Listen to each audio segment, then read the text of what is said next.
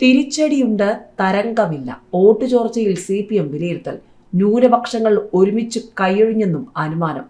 തദ്ദേശ തെരഞ്ഞെടുപ്പിലെ വൻ വോട്ട് ചോർച്ച രാഷ്ട്രീയവും സംഘടനാപരവുമായ വൻ തിരിച്ചടിയാണെന്ന അനുമാനത്തിലാണ് പാർട്ടി കേന്ദ്രങ്ങൾ. ന്യൂനപക്ഷങ്ങൾ ഒരുമിച്ച് കൈയൊഴിഞ്ഞു. ലഭിച്ചിരുന്ന ഭൂരിപക്ഷ വോട്ടുകളും ചോർന്നു. പ്രചാരണത്തിലോ ഒരുക്കങ്ങളിലോ ഈ തിരിച്ചടി സംബന്ധിച്ച ഒരു സൂചനയും നേതൃത്വത്തിന് ലഭിച്ചില്ല. ഏത് സാഹചര്യത്തിലും 3 കോർപ്പറേഷനും 9 ജില്ലാ പഞ്ചായത്തും ഉറപ്പായി കിട്ടുമെന്ന് സംസ്ഥാന സെക്രട്ടേറിയറ്റ് കരുതി. ഗ്രാമ ബ്ലോക്ക് പഞ്ചായത്തുകളിൽ ആധിപത്യം തുടരുമെന്നും കണക്കുകൂട്ടി.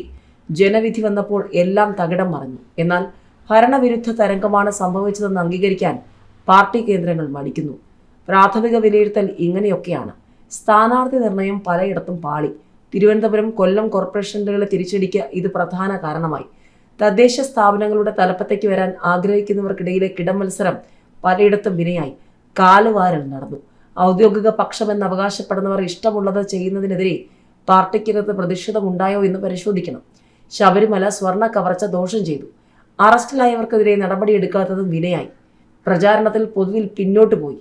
പാർട്ടിക്കോ LDFനോ അജണ്ട സെറ്റ് ചെയ്യാൻ കഴിഞ്ഞില്ല. തുടർഭരണമുണ്ടാക്കിയ ജീർണതയും പുഴുക്കുത്തും ജനങ്ങളിൽ സൃഷ്ടിച്ച എതിർപ്പ് മുൻകൂട്ടി കാണാൻ കഴിഞ്ഞില്ല. BDJS വഴി NDAയിലേക്ക് പോയ SNDP വോട്ടുകൾ തിരിച്ചു കൊണ്ടുവരാൻ കഴിഞ്ഞില്ല. റിബലുകളെ നിയന്ത്രിക്കാൻ പാർട്ടി കമ്മിറ്റികൾക്ക് കഴിഞ്ഞില്ല. 2020 ഉള്ളതിനേക്കാൾ വിമതന്മാർ കൂടി. ഭരണവിരുദ്ധ വികാരം ഇല്ലെന്ന താഴെത്തട്ടിൽ നിന്നുള്ള റിപ്പോർട്ടുകളുടെ സത്യാവസ്ഥ സംശയാസ്പദം. പാർട്ടിയുടെ കയ്യിലുള്ള കോർപ്പറേഷൻ BJPക്ക് അടിയറ വച്ചത് ഗുരുതര വീഴ്ച.